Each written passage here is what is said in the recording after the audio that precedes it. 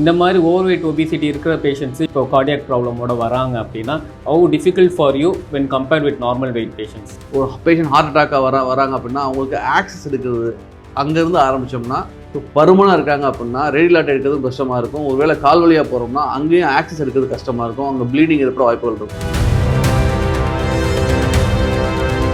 So overall scientific data என்ன சொல்லுது பார்த்தீங்கன்னா, ஒரு ஒபீஸ் பேஷண்ட் இருக்கிறாங்க அப்படின்னா அவங்களுக்கு இனிஷியலாக ஹார்ட் ப்ராப்ளம் வரதுக்கு முன்னாடி குரட்டை நோய் வந்துடும். ஸோ குரட்டை நோய் அப்ஸ்ட்ரக்டிவ் ஸ்லீப் அப்னியா வந்துருச்சு அப்படின்னா அவங்க பிளட் ப்ரெஷர் வந்துடும். Blood pressure as you know it's a risk factor for heart problem.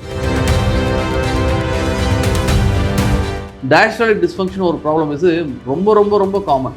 ஒரு unpublished data from our own center says that nearly 50% of Indians are having LV diastolic dysfunction grade 1 at least once they are more than 40 years.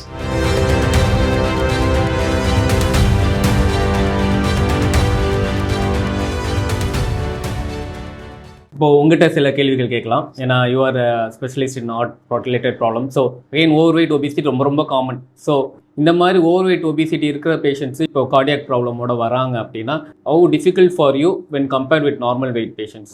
Very good question. First வந்து எங்களோட ப்ராக்டிஸில் 50% of individuals are either obese or over weight.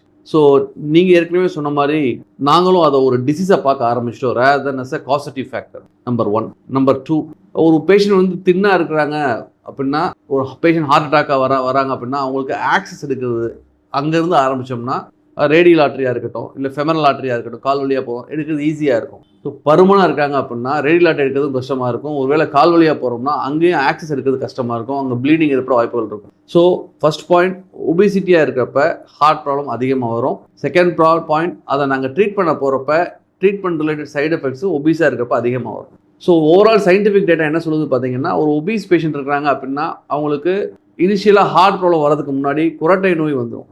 குரட்டை நோய் obstructive sleep apnoea வந்துருச்சு அப்படின்னா அவங்க blood pressure வந்துடும். Blood pressure as you know it's a risk factor for heart problem. Once high blood pressure வந்துருச்சு அப்படின்னா அது வந்து எண்டோத்தீலியல் டிஸ்ஃபங்க்ஷனை கொண்டு வந்துடும். நம்ம சர்க்குலேட்டிங் பேட் கொலஸ்ட்ரால்ஸ் எல்லாம் பிளட்ஸில் அக்குமுலேட் ஆகிட்டு ஹார்ட் பிளாக்கேஜஸ் கொண்டு வந்துடலாம், பிரெயின் பிளாக்கேஜஸ், ஸ்ட்ரோக் கொண்டு வந்துடலாம், கிட்னி பிளாக்கேஜஸ், லெக்குக்கு போகிற பிளட்ஸை வந்து லெக் பிளாக் கொண்டு வந்துடலாம். ஸோ அவங்க அதாவது பாலிவாஸ்குலர் டிசீஸ் அப்படின்னு ஒரு டெர்மினாலஜி இருக்குது. மோர் தென் ஒரு ஆர்கன் பிளட் வெசல்ஸ் அஃபெக்ட் ஆயிருக்கு அப்படின்னா அதை நம்ம பாலிவாஸ்குலர் டிசீஸ் லேபிள் பண்ணுவோம்.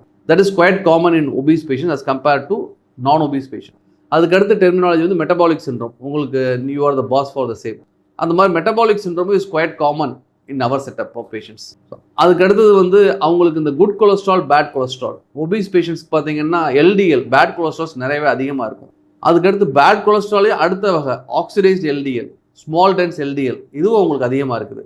ஸோ தோ அவங்களுக்கு கெட்ட கொலஸ்ட்ரால் எல்டிஎல் நம்பர்ஸ் கம்மியாக இருந்தாலும் இருக்கிற நம்பரில் oxidized LDL and small dense எல்டிஎல்னு சொல்லுவோம், அது எஸ்பெஷலி அதிகமாக இருக்குது.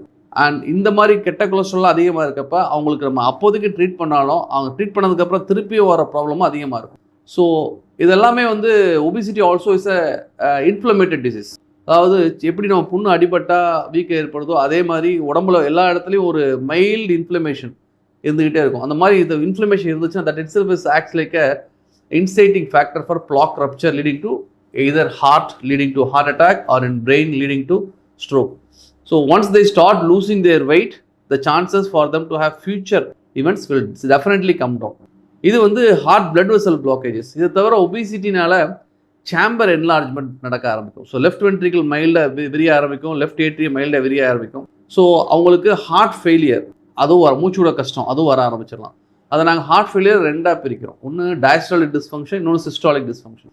டயஸ்டாலிக் டிஸ்ஃபங்க்ஷன் ஒரு ப்ராப்ளம் இது ரொம்ப காமன். ஒரு unpublished data from our own center says that nearly 50% of Indians are having LV diastolic dysfunction grade 1 at least once they are more than 40 years. These problems are much more common in obese patients as compared to non-obese patients. So once அவங்க இந்த மாதிரி ஒபீஸாக இருக்கிறதுனால இனிஷியலாக அவங்க diastolic dysfunction போகிறாங்க. Over a period of time heart அவ்வளோ ஸ்ட்ரெஸ்ஸை தாங்காது. கிராஜுவலாக ஹார்ட் பம்பிங் ஃபங்க்ஷன் குறைஞ்சு சிஸ்டாலிக் டிஸ்ஃபங்க்ஷன் போயிடுவாங்க. So ultimately it culminate in heart failure with reduce ejection fraction. ஒரே ஒரு ப்ராப்ளம் அது அப்படியே ஓவர் பீரியட் ஆஃப் டைம் ஒரு ஃபியூ டிகேட்ஸ்க்கு அப்புறம் மல்டிபிள் ப்ராப்ளமாக கல்மினேட் ஆகி சீரியஸ் இவெண்ட்ஸ் கொண்டு போயிடும். ஸோ இதை நம்ம ப்ரிவென்ட் பண்ணோம்னா we have to check our obesity.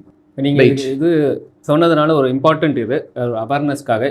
இப்போ வந்து முன்னாடி பேஷண்ட்ஸ்க்கு ஹார்ட் ப்ராப்ளம்னா அவங்களுக்கு தெரியுது ஹார்ட் அட்டாக், அதான் யூஸ்வலாக தெரியும்.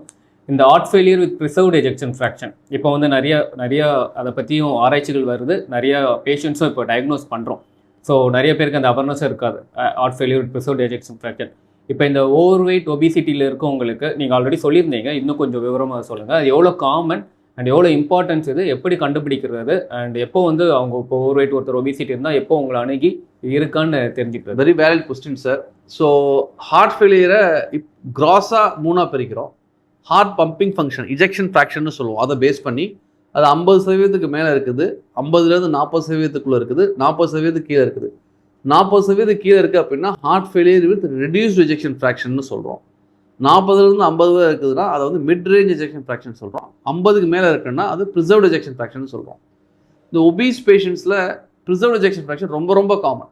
Almost every other patient with obesity once they are more then 60 years will have heart failure with preserved ejection fraction.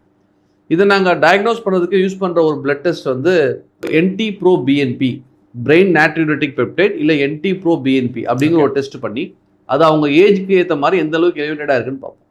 அது அவங்களுக்கு எலிவேட்டடாக இருக்குது அப்படின்னா டெஃபினெட்லி அவங்களுக்கு heart failure with preserved ejection fraction இருக்குன்னு கண்டுபிடிச்சோம்.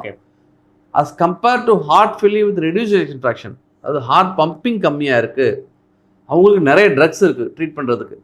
ஆனால் இந்த பக்கம் பார்த்தீங்கன்னா ஹார்ட் பம்பிங் நல்லா இருக்குது. ஹார்ட் சட்டியில் இருந்தால் தான் அகப்பையில் வரும் பழமொழி இருக்குது தமிழில். அதே மாதிரி ஹார்ட்டுக்குள்ளே போகிற பிளட்டு கம்மியாக போகுது, அதனால அங்கே ப்ரெஷர் ரைஸ் ஆகி மூச்சோட கஷ்டம் வருது. ஓகே. ஸோ அவங்களுக்கு ட்ரக்ஸ், அந்த ப்ராப்ளத்துக்கு ட்ரீட் பண்ணுற ட்ரக்ஸ் வந்து கொஞ்சம் கம்மியாக இருக்குது. பட் லாஸ்ட் ஒரு 2-3 yearsஸாக தான் ஒரு 3 drugs has been shown to increase their survival or quality of life as compared to reduced ejection fraction. So 2020க்கு அப்புறம் தான் நாங்கள் ஒரு 3 ட்ரக், நம்ம சயின்டிஃபிக் சொசைட்டி ஒரு 3 ட்ரக்கை கண்டுபிடிச்சிருக்கோம் இந்த கேட்டகரி ட்ரீட் பண்ணுறதுக்கு. It's actually a difficult to treat problem. இப்போ என்னோட ப்ராக்டிஸில் ஒரு 100 பேஷண்ட் ஹார்ட் ஃபெயிலியர் அட்மிட் ஆகிறாங்க அப்படின்னா அதில் வந்து ஒரு 70% பேர் ரெடியூஸ்ட் எஜெக்ஷன் ஃப்ராக்ஷன் தான் இருக்கிறாங்க. 30% பேர் தான் ப்ரிசர்வ்டு எஜெக்ஷன் ஃப்ராக்ஷன் இருக்கிறாங்க. ஸோ இது வந்து as compared to western population கம்மியான நம்பர். பட் நம்ம ஊரில் ஹார்ட் ஃபெயிலியர் பேஷண்ட் அட்மிட் ஆகிற வயசு பார்த்தீங்கன்னா 45-50 வயசில் இருக்காங்க. வெஸ்டர்ன் பாப்புலேஷன் பார்த்தீங்கன்னா 70 வயசு தான் மோஸ்ட், அவங்களுக்கு மீடியன் ஏஜ் 70 வயசில் இருக்குது. So as goes age increases reduced ejection fraction கம்மியாகி ப்ரிசர்வ்டு எஜெக்ஷன் ஃப்ராக்ஷன் அதிகமாகுது. ஓகே.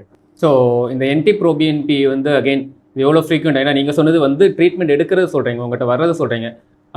நாங்கள் வந்து உங்கள்கிட்ட கார்டியாலஜிஸ்ட்டை பேஷண்ட் போக வேண்டாம்னு தான் யூஸ்வலாக எதிர்பார்ப்போம். ஸோ ப்ரிவென்ஷனுக்காக இந்த NT-proBNP இப்போ ஓவர் வெயிட் ஒபிசிட்டி நம்ம BMI 23-25 டிஸ்கஸ் பண்ணோம். இந்த NT-proBNP எப்பத்துலேருந்து எந்த ஏஜ்லாம் எந்த BMIலேருந்து பண்ணுறது, இயர்லி ஒன்ஸ் பண்ணுறது, அந்த மாதிரி ஏதாவது க்ரைட்டீரியா இருக்கா? Very valid question sir. Early once பண்ணணும் அந்த மாதிரி க்ரைட்டீரியா இல்லை. இஃப் அ ஃபிசிஷியன் சஸ்பெக்ட் இவர் ஒபிசிட்டியாக இருக்காரு, இவருக்கு மூச்சோட கஷ்டம் இருக்குது, மூச்சோட கஷ்டம் வந்து அன்டியூவாக இருக்குது, which is not because of it, maybe because of his weight or may not be because of his weight, அந்த மாதிரி சுச்சுவேஷனில் NT-proBNP செக் பண்ணோம்னா நம்மளுக்கு அவங்க ஹார்ட்டுக்குள்ளே இருக்க ப்ரெஷர் எலிவேட்டடாக இருக்கா இல்லையான்னு தெரிய வரும். இன் அடிஷன் டு தட் கண்டிப்பாக அவங்களுக்கு எக்கோகார்டியோகிராஃபி தேவைப்படும். ஸோ எல்லாத்துக்கும் பண்ணுறதை விட சிம்டமேட்டிக்கலி கிளினிக்கலி வாரண்டட் இண்டிவிஜுவல்ஸுக்கு பண்ணுறது சால சிறந்ததாக இருக்கும்னு நான் ஃபீல் பண்ணுறேன் sir. Okay, thank you. Thank you viewers. இந்த எபிசோடில் நம்ம obesity and its heart ailments, obesity and its impact and heart failure அதை பற்றி பார்த்துருக்கோம். நான் உங்கள் இதய நிபுணர் doctor S.Nagendra Boopathy, consultant cardiologist at doctor Boopathy's heart care, Kodambakkam, Chennai. Thank you sir.